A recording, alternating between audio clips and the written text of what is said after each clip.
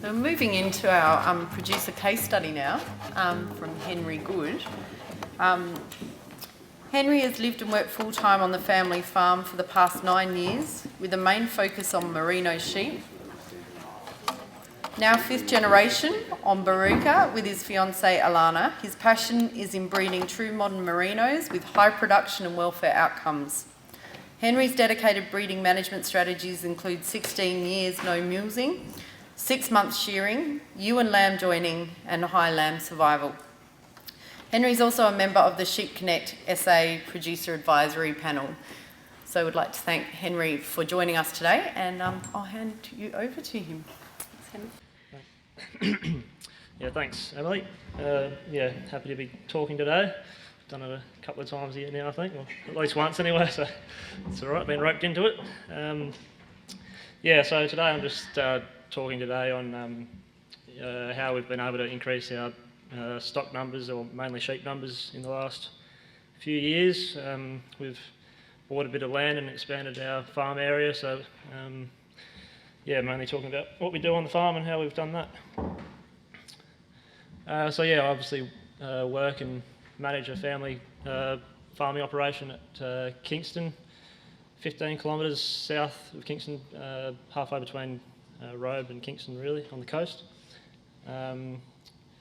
5th generation in the family now, Baruka, and it's 3,100 hectares at home, and we've also got 330 hectares at Simpson in Victoria, which is the other side of Warrnambool, so it's about nearly 500 k's from home.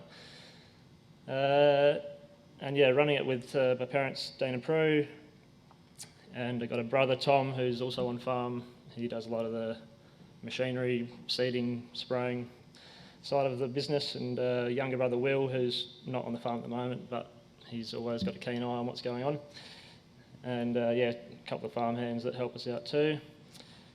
So we've got 100% self-replacing merino flock with 7,000 adult ewes and 2,100 ewe lambs that are lambing at the moment. Also 280 cows in a short-horn cow herd, which we've always had short-horns since forever, I think, which is a good mix in the operation. We're doing about 500 hectares of cropping and hay production now. So mainly lupins and wheat for mostly our own use for stock, and then some ryegrass clover hay for stock as well on farm. And we've got 370 hectares of centre pivot irrigation. So that's mainly for loose and Cotswood Polaris pastures for turning off stock and growing out young stock. And also we lease about 40 hectares a year of potato ground to a potato farmer locally. Our merinos are basically our main business on the farm and what I'm passionate about, and the old man as well. They're a real plain-bodied, easy care merino with higher carcass and growth traits. So really trying to breed the whole package, I guess. So we've had a real selection for early growth, fat and eye muscle, and staple length, whilst trying to maintain our wool quality traits as well. So wool sort of almost comes second in our business. Really focusing on the growth and easy care traits of the breed. So that's allowed us to be 15 years now. I think I said 16 in this, but 15 or 16 years non-mules now. And we don't use any fly strike prevention chemicals at all, and I don't think we've used any for 40 years. We might get 1 or 2 body struck sheep a year, but they probably fend for themselves in a way. We don't really worry about them too much. And just do a normal crutch like any other operation. It's just a management thing really. So we've been Glendamar bloodlines for 20 years or thereabouts. They're from Marnoo over near Horsham.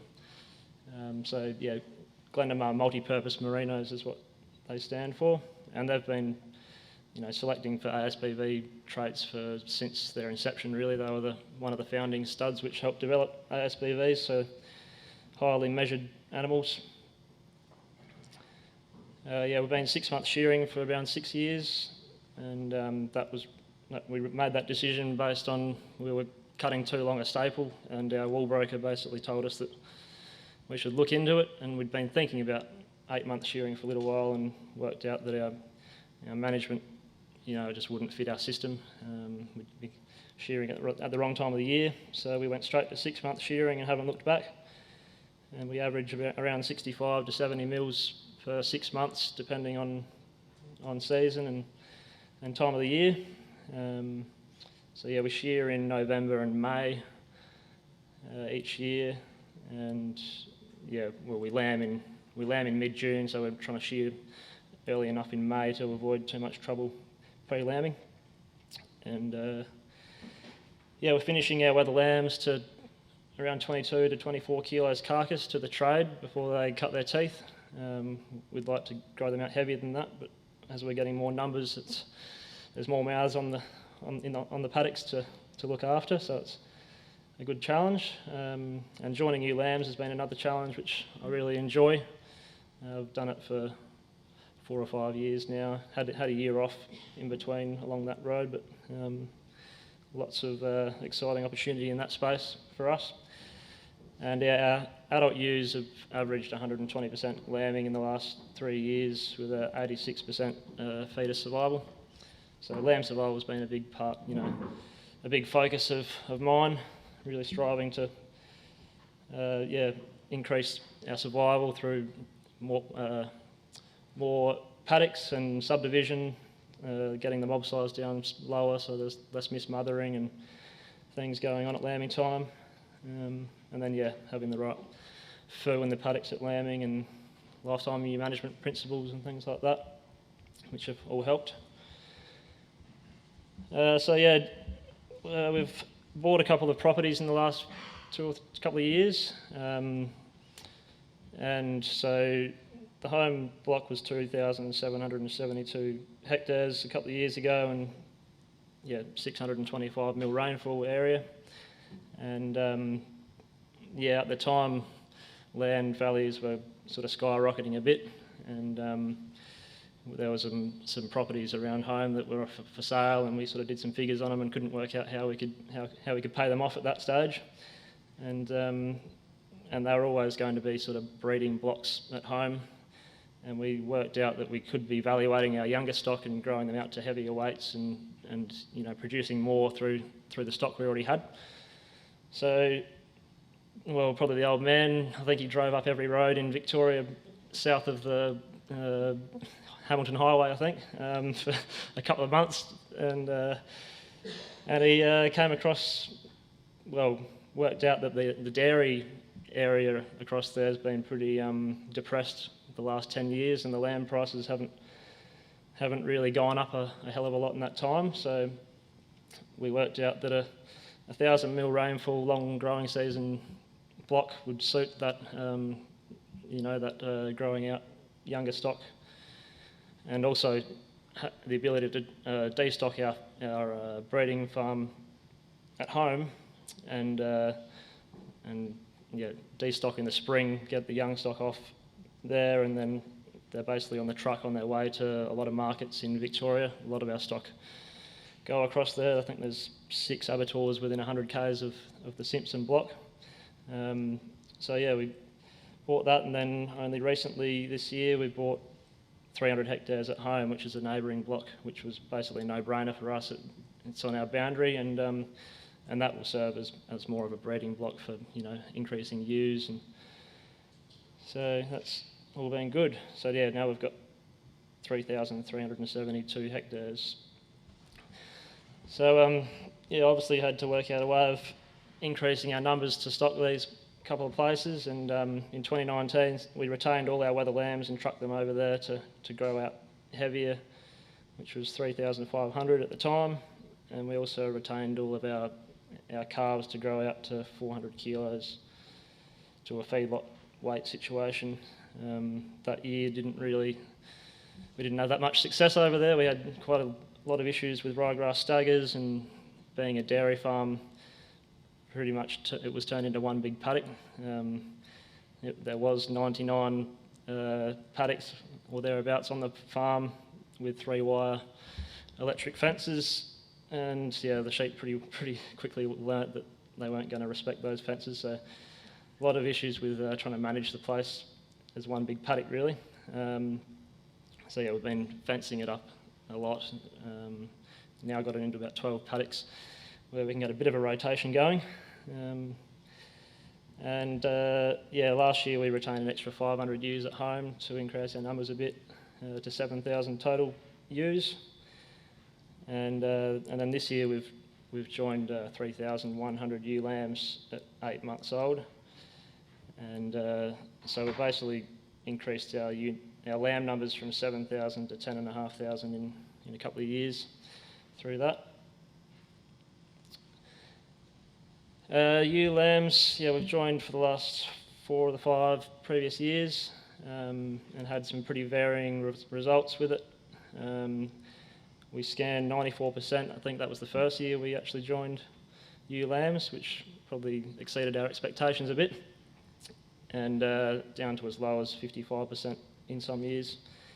Yeah, and lamb survival is an area that we need to work on a bit too, varying from 63% to 78% survival. It has been a great way of increasing stock numbers though. I think, in a typical merino operation, I feel carrying that ewe through to a 2.5 or 2-year-old before it has its first lamb is a bit of a waste. So I think for them to have a lamb as a 1-year-old or 13-month-old is really efficient and good. And I also find that our ewe lambs are our most maternal ewes. They just seem to be great mothers, and they don't run away from their lambs like a typical merino ewe might. And our adult ewes certainly do at times. So yeah, they do seem to be good mothers. So yeah, this year we obviously joined 3,100 ewe lambs, and they were 41 kilos when the teasers went in. And this year was our first year using vasectomised rams. That's been a really good winner for us.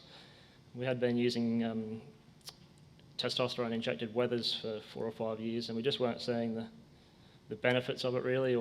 And then yeah, this year, even when we put them in with our adult ewes, I put the rams in with the ewes in the yards, and we had 40 or 50 rams just mounting all the ewes, going berserk in the yards. I took a video of it, and it's pretty amazing to see. I've never seen anything like it. So it definitely has worked well. So yeah, rams were in at 4% with the ewe lambs for 4 weeks. First time we've done a 4-week joining, but that was sort of we had an advisor sort of talk us into doing that, just because when we're lambing in sort of towards the middle of spring, and want to get those lambs weaned before it dries off too much, so we can get the ewes back into condition. So yeah, just shorten that joining up a little bit. Joined on irrigated lucerne and Phalaris and Cocksfoot pastures, and yeah, they didn't have any grain at all. They haven't seen grain yet at all, these ewe lambs, so that's been all pasture based.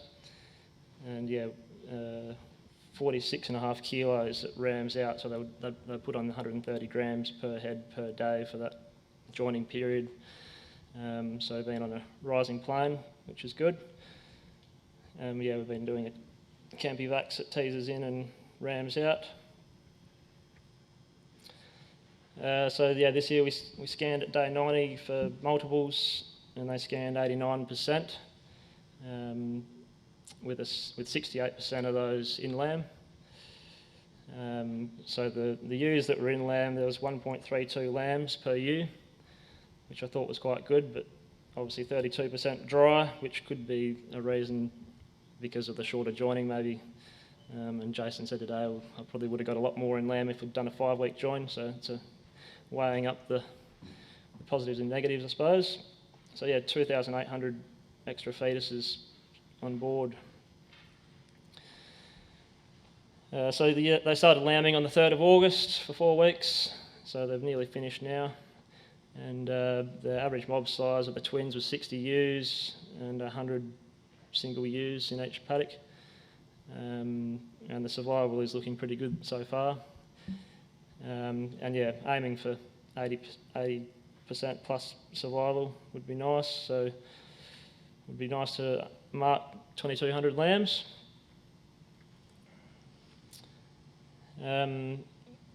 Yeah, the ewe lamb joining thing, I've learnt that probably, you know, the management of the lambs the whole way through needs to be really spot on.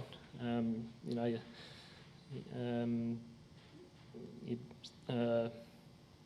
lost words there. Yeah, if you do one thing wrong, I think it can really snowball into, you know, multiple things, and it's hard to catch up then. I think even for us to improve from weaning, and then we have a period in the spring where we're shearing for 3 weeks, and you just drop the ball a bit in that period of, you know, really keeping them on good feed, and then they could have, you know, put on 3 or 4 or 5 kilos in that time, and they don't do a whole lot, and then suddenly you're trying to play catch up for the next 2 or 3 months. So little things like that. I think genetics, particularly in a merino operation, if you're trying to join new lambs, then you really got to have the right genetics behind you, particularly growth, fat and eye muscle. So yeah, really early maturing, good growth. So you get them up to that right live weight. And yeah, probably a plain-bodied sheep in a merino helps as well, just for the fecundity and easy care, you know. And yeah, feed, just pump as much feed into them as you can. The heavier they are, the better. I was hoping to try and get them to 50 kilos live weight this year, but didn't quite do it, mainly because of that little lapse in the shearing period, probably where they didn't put on a lot of weight. But yeah, certainly learnt that the heavier they are, the better. And yeah, teasing's a must, and vasectomised rams is also a must.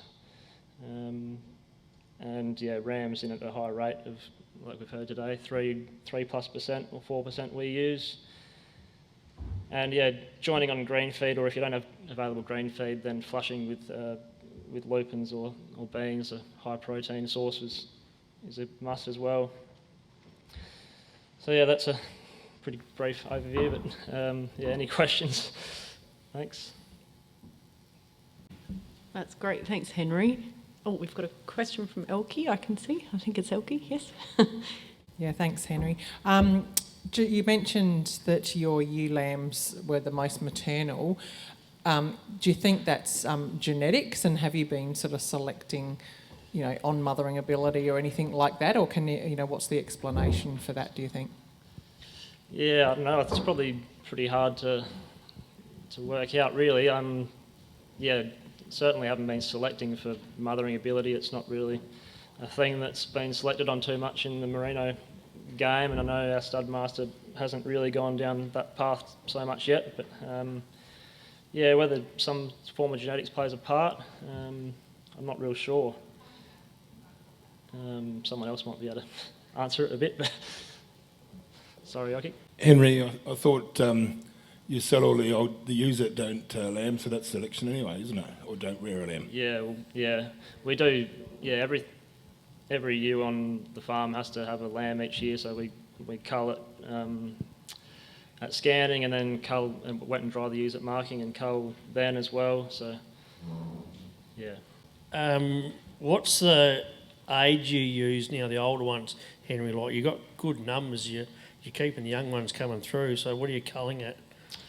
Yeah, it's becoming tricky now. We've got a bit of a snowballing system of numbers, high sheep numbers coming through. So yeah, our oldest ewes are 5-year-old. We do have a little mob of broken mouth 6-year-olds, which we didn't sell to the meat last year and just kept a few on, and they've pumped out a few lambs, which is good, but typically we just sell them at 5-year-old. So yeah, the oldest ewe that lambs on the farm will be 5-year-old. But yeah, we don't tend to get so many, you know, culls at classing, so it does become pretty hard to select for sheep to sell. So it's almost just to put them down the drafting race and by eye and just draft off a couple of 2,000 or 3,000 each year to sell. So it's a good problem to have. Yeah.